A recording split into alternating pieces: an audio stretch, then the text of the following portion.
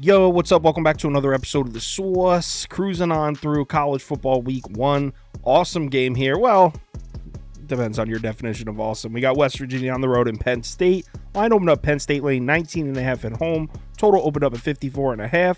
Let's do it. Welcome to The Sauce.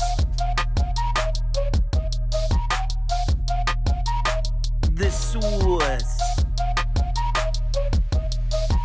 Sauce. Hey, get the sauce. Public's definitely on Penn State in this one, and the line does move up from 19.5 to 20.5. A little bit of sharp action in on West Virginia, not a lot at all. Looks like the number's pretty settled in at 20.5 at most books. All right, so West Virginia, let's start with the offense. So West Virginia's actually brought in a transfer to start at quarterback every single year since 2013. They're breaking that trend this year. Head coach Neil Brown is either starting junior Garrett Green or redshirt freshman Nico Markiel. I'm sorry if I said that wrong. Either quarterback would be the first player signed out of high school by the Mountaineers to start the season opener since 2013. I would imagine they go with Garrett Green. He's more experienced. He can run the ball. They're on the road in Penn State. I don't know if this is the best spot to try out a freshman. And in my opinion, Garrett Green plays more into what I think the West Virginia offensive game plan is going to be this year.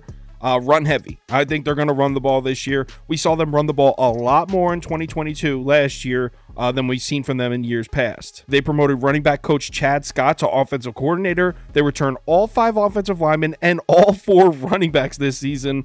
All signs point to a heavy rushing attack from the Mountaineers offense this year. And transitioning to a run-first offense might really help take some pressure off that West Virginia defense that they struggled last year. I mean, they were second worst in the Big 12 in both points per game allowed and passing yards per game allowed. They grabbed just 4 interceptions all season, which was 129th in the FBS. It's crazy because in 2021, West Virginia was top 50 in the nation in points per game, yards per game, third down percentage, and red zone percentage. That defense just fell off last year.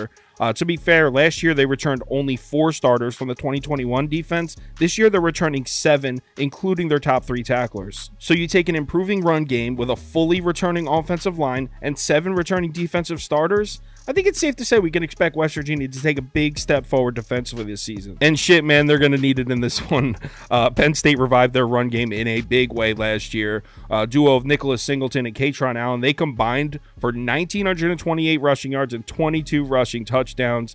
Penn State finished in the top 40 in yards per game, yards per carry, and effective rush, which was a massive improvement from what we saw from them in 2021. But it's not the Penn State run game that I'm worried about. It's Drew Aller in the passing attack.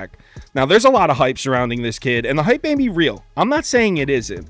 I'm just saying he's only got 344 career passing yards, most of which are at the end of blowout games. And from what I'm reading, they're not thrilled with the wide receiver talent out there at Penn State, as far as Penn State standards go, I should say. I know a lot of people are thinking Drew Aller's just going to go off this year. I'm a little hesitant. Now, when it comes to the defensive side of the ball, Penn State was as good as advertised last year. They were great.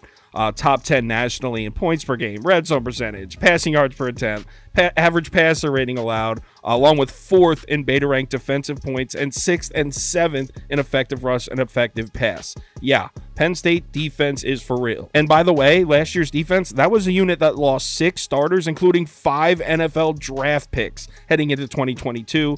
Manny Diaz's high-pressure defensive approach was in full effect last year, and I expect to see the same this year. And when you look at this particular matchup, this could be a really scary one for WVU.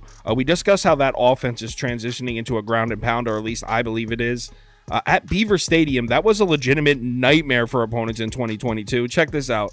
At home last year, Penn State allowed just 81.4 rushing yards per game, which was 5th in the FBS, 2.76 yards per carry, 6th in the FBS, and just 26.73% third down conversions. That's 21st in the FBS. If you're looking for an angle for West Virginia, I would say Penn State's defensive tackles are a bit on the small side, so maybe West Virginia can try to control the game in between the tackles, but I'm not really seeing it. I mean, WVU's offense should have a ton of trouble moving the ball in this game. Real quick, let's take a look at some trends here.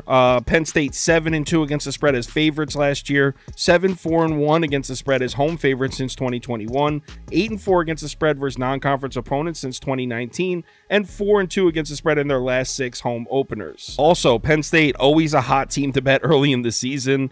Since 2017, Penn State is 16-4-1 against the spread in the months of August and September. over. So very positive, favorable spreads for Penn State bettors. I really don't want to fade this Penn State team right now. I mean, I think this number is super inflated. There's just so much hype surrounding Penn State. Everyone's hammering them. I think it should be closer to 17.5, maybe 16.5, but I guess I'd lean West Virginia plus the points, but honestly, I think I'm just going to go under here. Sitting at 48.5, 49. I think both teams are going to run the ball a lot. I think the clock's going to stay running, so I'll let you know for sure tomorrow morning, but I think I'm going to go under 49 in this one. If you want my top bets, parlay of the day, if you want to join the Discord, if you're interested in that stuff, head over to KyleKirms.com or download the Sauce Network app. College football week 1, first college football Saturday of the year. Should be a fun one. Remember to bet responsibly, and I'll talk to you on Twitter.